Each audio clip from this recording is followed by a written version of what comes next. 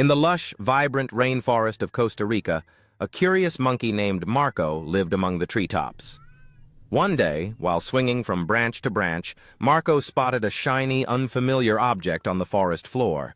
Intrigued, he descended to investigate.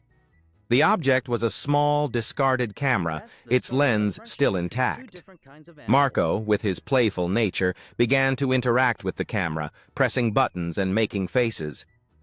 Unbeknownst to him, the camera was still recording, capturing his antics. Days later, a group of researchers discovered the camera and were amazed by the footage. They shared it with the world, and Marco became an internet sensation, his playful spirit bringing joy to millions. The story of Marco the monkey reminded everyone of the beauty and wonder of the natural world hidden in plain sight.